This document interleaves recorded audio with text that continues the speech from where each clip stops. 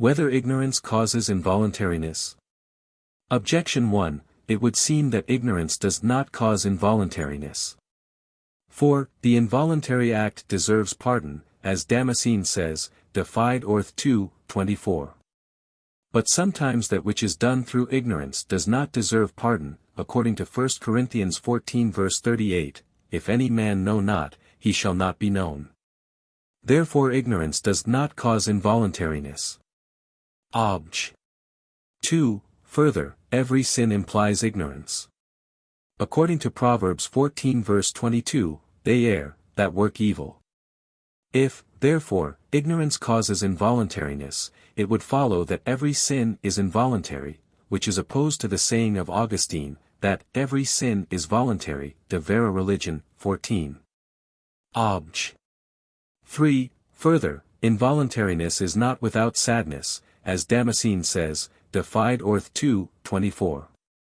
But some things are done out of ignorance, but without sadness. For instance, a man may kill a foe, whom he wishes to kill, thinking at the time that he is killing a stag. Therefore ignorance does not cause involuntariness. On the contrary, Damascene, De Fide Orth 2:24, and the philosopher, Ethic. 3:1, say that, what is done through ignorance is involuntary. I answer that, if ignorance causes involuntariness, it is in so far as it deprives one of knowledge, which is a necessary condition of voluntariness, as was declared above. 1. But it is not every ignorance that deprives one of this knowledge. Accordingly, we must take note that ignorance has a threefold relationship to the act of the will, in one way, concomitantly, in another, consequently, in a third way, antecedently. Concomitantly, when there is ignorance of what is done. But, so that even if it were known, it would be done. For then, ignorance does not induce one to wish this to be done, but it just happens that a thing is at the same time done, and not known, thus in the example given, Obj. 3, a man did indeed wish to kill his foe, but killed him in ignorance, thinking to kill a stag. And ignorance of this kind, as the philosopher states, Ethic. 3:1, does not cause involuntariness, since it is not the cause of anything that is repugnant to the will, but it causes non-voluntariness, since that which is unknown cannot be actually willed. Ignorance is consequent to the act of the will, in so far as ignorance itself is voluntary, and this happens in two ways, in accordance with the two aforesaid modes of voluntary. 3. First, because the act of the will is brought to bear on the ignorance, as when a man wishes not to know, that he may have an excuse for sin, or that he may not be withheld from sin, according to Job 21 verse 14, we desire not the knowledge of thy ways. And this is called affected ignorance. Secondly, ignorance is said to be voluntary, when it regards that which one can and ought to know, for in this sense, not to act, and not to will, are said to be voluntary, as stated above. 3. And ignorance of this kind happens, either when one does not actually consider what one can and ought to consider. This is called ignorance of evil choice, and arises from some passion or habit, or when one does not take the trouble to acquire the knowledge which one ought to have. In which sense, ignorance of the general principles of law, which one to know, is voluntary, as being due to negligence. Accordingly, if in either of these ways, ignorance is voluntary, it cannot cause involuntariness simply. Nevertheless it causes involuntariness in a certain respect, inasmuch as it precedes the movement of the will towards the act, which movement would not be, if there were knowledge. Ignorance is antecedent to the act of the will, when it is not voluntary, and yet is the cause of man's willing what he would not will otherwise. Thus a man may be ignorant of some circumstance of his act, which he was not bound to know, the result being that he does that which he would not do, if he knew of that circumstance. For instance, a man, after taking proper precaution, may not know that someone is coming along the road, so that he shoots an arrow and slays a passerby. Such ignorance causes involuntariness simply. From this may be gathered the solution of the objections. For the first objection deals with ignorance of what a man is bound to know. The second, with ignorance of choice, which is voluntary to a certain extent, as stated above. The third,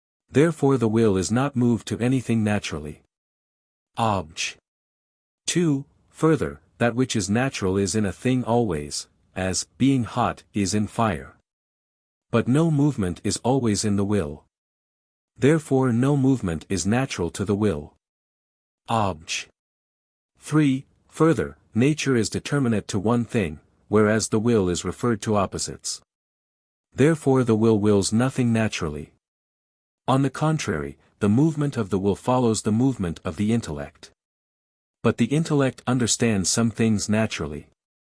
Therefore the will, too, wills some things naturally.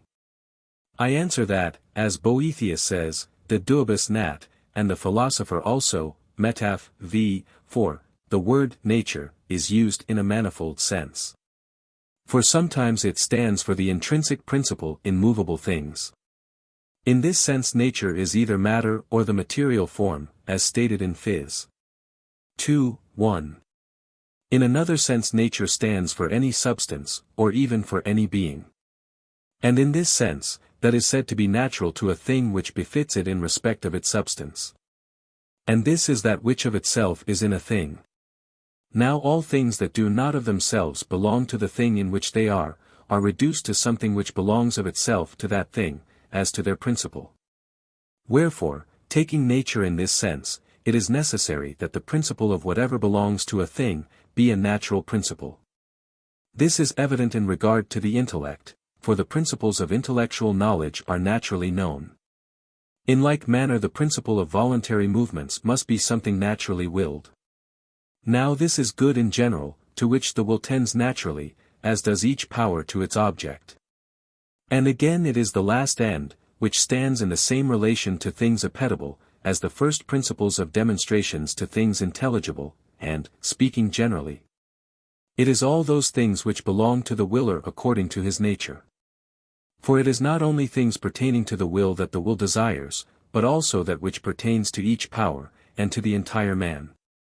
Wherefore man wills naturally not only the object of the will, but also other things that are appropriate to the other powers, such as the knowledge of truth, which befits the intellect. And to be and to live and other like things which regard the natural well-being, all of which are included in the object of the will, as so many particular goods. Reply Obj. 1. The will is distinguished from nature as one kind of cause from another, for some things happen naturally and some are done voluntarily.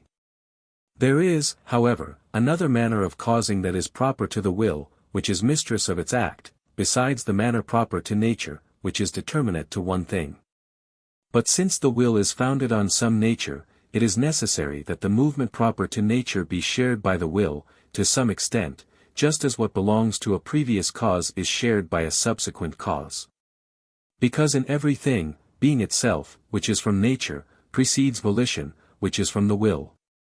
And hence it is that the will wills something naturally. Reply Obj. 2. In the case of natural things, that which is natural, as a result of the form only, is always in them actually, as heat is in fire. But that which is natural as a result of matter, is not always in them actually, but sometimes only in potentiality, because form is act, whereas matter is potentiality. Now movement is the act of that which is in potentiality, Aristotle, Phys. 3, 1. Wherefore that which belongs to, or results from, movement, in regard to natural things, is not always in them. Thus fire does not always move upwards, but only when it is outside its own place. The Aristotelian theory was that fire's proper place is the fiery heaven, i.e. the empyrean. And in like manner it is not necessary that the will, which is reduced from potentiality to act, when it wills something, should always be in the act of volition, but only when it is in a certain determinate disposition. But God's will, which is pure act, is always in the act of volition. Reply Obj. 3. To every nature there is one thing corresponding, proportionate, however, to that nature. For to nature considered as a genus, there corresponds something one generically, and to nature as species there corresponds something one specifically, and to the individualized nature there corresponds some one individual. Since, therefore, the will is an immaterial power like the intellect,